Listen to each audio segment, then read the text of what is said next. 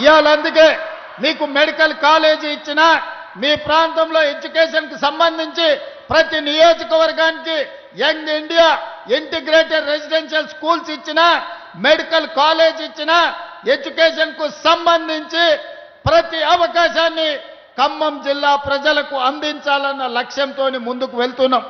ఇదే కాదు, ఈ రెండు ఎక్కడ కూడా తెలంగాణలో రెండు నదీ జలాలు వచ్చేది చాలా తక్కువ. ఒక పక్కన కృష్ణా నది జలాలు, రెండో పక్కన గోదావరి జలాలతో ఖమ్మము బీళ్లు తడవాలి, ఖమ్మం జిల్లాలో పంటలు పండాలి, సిరులు కురవాలి అని మీ ప్రాంత ప్రాజెక్టులను పూర్తి చేయాలి అని మన ప్రభుత్వం నిర్ణయం తీసుకున్నది. సీతారామ ప్రాజెక్టునే కాదు, ఈ ఖమ్మం జిల్లాలో ఉన్న సాగునీటి ప్రాజెక్టులు 10 సంవత్సరాలు నిర్లక్ష్యానికి గురైనాయి, అవినీతికి లోనైనాయి. కేసీఆర్ ఇంట్లో కనుక వర్షం కురిపించినాయి తప్ప ఖమ్మం బీడు బొలాల మీద నీళ్లు పారలేదు.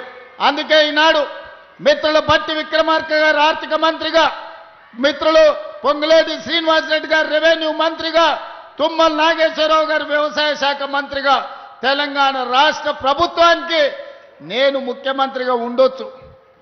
కానీ ఈ పాలనకు ఆయువు పట్టైన శాఖలన్నీ ఖమ్మం జిల్లాలోనే ఉన్నాయి.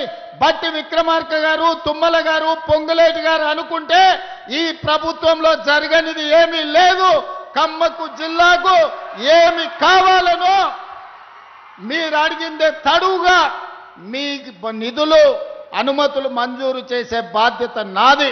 అందుకే మిత్రులారా, వాస్తవంగా తొందరగా రావాలి, మీతో మాటలు పంచుకోవాలనుకున్నా, కానీ హెలికాప్టర్ సమస్య అందుకే ఆలస్యమైంది.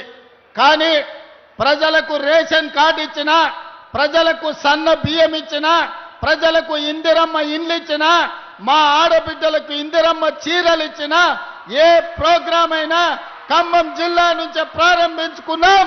ఖమ్మం జిల్లా మంత్రులే నాయకత్వం వహిస్తున్నారు. ఈరోజు వ్యవసాయానికి, ఈరోజు ఇందిరమ్మ ఇండ్లకు, ఇందిరమ్మ చీరలకు నిధులు, రేషన్ కార్డులు, సన్న బియ్యం అన్ని కార్యక్రమాలను కూడా ఈ ప్రాంతం నుంచే ప్రారంభించుకున్నాం.